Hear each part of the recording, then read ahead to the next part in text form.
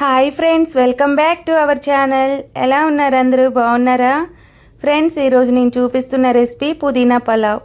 దీనికోసం ముందుగా పచ్చిమిర్చి, అల్లం, వెల్లుల్లి, పుదీనా తీసుకోవాలి. ఇవన్నీ రెడీగా తీసుకొని మిక్సీ జార్లో వేసుకోవాలండి. దీనికోసం ఒక 12 వెల్లుల్లి రెబ్బలు, 4 పచ్చిమిర్చి, కొంచెం అల్లం, అలాగే పుదీనా తీసుకోవాలి. 2-3 స్పూన్స్ వరకు పెరుగు వేసుకొని ఒక చెక్క నిమ్మరసం వేసుకొని వీటిని గ్రైండ్ చేసి పెట్టుకోవాలండి. తర్వాత ఒక 2 ఆనియన్స్, జీడిపప్పు, పచ్చిమిర్చి కారంకి తగ్గట్టుగా తీసుకోవాలి. ఇప్పుడు స్టవ్ పైన కుక్కర్ పెట్టుకొని దాంట్లో కొంచెం నూనె, కొంచెం నెయ్యి వేసుకొని బిర్యానీ ఆకు, సాజీరా, దాల్చిన చెక్క, లవంగాలు, యాలకులు వేసుకొని వేగించుకోవాలి. తర్వాత ఆనియన్ పీసెస్ అలాగే పచ్చిమిర్చి కూడా వేసుకొని అంత బాగా ఫ్రై చేసుకోవాలండి. ఇప్పుడు ఈ ఆనియన్స్ అనేవి కొంచెం బాగా ఎర్రగా ఫ్రై అవ్వాలండి. బాగా ఫ్రై అయిన తర్వాత మాత్రమే మిగతా ప్రాసెస్ చేయాలి. చూసారు కదా, ఇంకా ఈ జీడిపప్పు కూడా వేయించుకోవాలి కాబట్టి ఈ ఆనియన్స్తో పాటు జీడిపప్పు కూడా వేగుతుంది. వీటిని కాసేపు లో ఫ్లేమ్లో వేగించుకోవాలి. చూసారు కదా, మనకి ఆనియన్స్ అనేవి బాగా వేగిపోయాయి, అలాగే జీడిపప్పులు కూడా వేగిపోయాయి కదండి. ఇప్పుడు దీంట్లో మనము కొంచెం పసుపు వేసుకోవాలి. ఆ తర్వాత దీన్ని అంతటిని బాగా కలుపుకోవాలండి.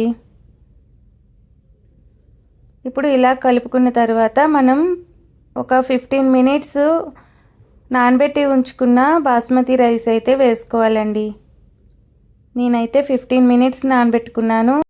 30 మినిట్స్ నానబెట్టుకుంటే ఇంకా బాగుంటుంది. ఇంకా ఈ రైస్ అంతా బాగా మిక్స్ చేసుకోవాలండి. ఇదంతా బాగా కలుపుకోవాలి.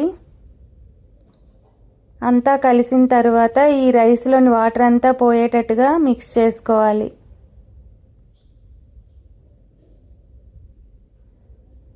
అలాగని మరీ ఎక్కువగా కలుపుకూడదండి, రైస్ విరిగిపోతుంది కదా.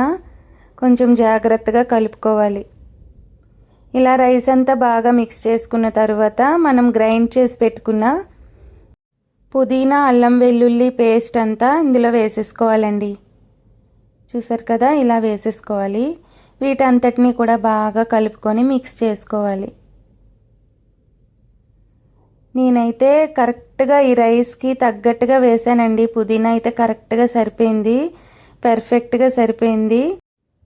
1.5 గ్లాసుల రైస్ అండి ఇది.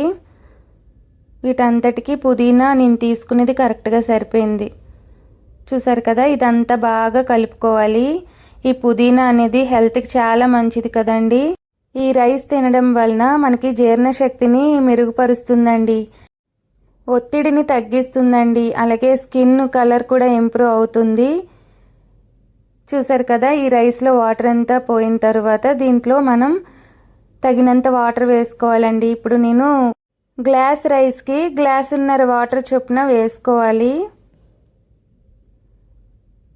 ఇలాగా వాటర్ అంతా వేసుకొని బాగా మిక్స్ చేసుకోవాలండి. ఇలా అంతా మిక్స్ చేసుకున్న తర్వాత దీంట్లో తగినంత సాల్ట్ వేసుకోవాలండి. సాల్ట్ అనేది ఇప్పుడే మనం కరెక్ట్గా చూసి వేసేసుకోవాలి. ఇదంతా కలుపుకొని కుక్కర్ మూత పెట్టుకొని 2 విజిల్స్ వచ్చే వరకు ఉడికించుకోవాలి. స్టవ్ ఆఫ్ చేసేసి వెంటనే మూత తీయకుండా కాసేపు ఆగిన తర్వాత తీయాలండి. ఇంక ఇక్కడైతే నాకు లంచ్ బాక్స్ లేట్ అయిపోతుందని చెప్పేసి నేనైతే క్యాప్ తీసేసాను. ఇది కొంచెం చల్లారిన తర్వాత మనం వేస్తే ఇంకా బాగా పొడి పొడిలాడుతూ వస్తుందండి. చూసారు కదా, ఇలా వచ్చింది. మా పిల్లలకైతే లంచ్ బాక్స్లోకి నేను ఇలాగా ప్రిపేర్ చేశానండి.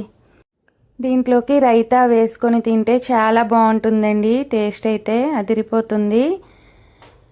నేనైతే ఇంకా పిల్లలకి బాక్స్లో కట్టేసి ఇంకా మిగతాది హాట్ బాక్స్లో వేసేసానండి. మరి ఈ వీడియో నచ్చితే లైక్ చేయండి, షేర్ చేయండి, కామెంట్ చేయండి.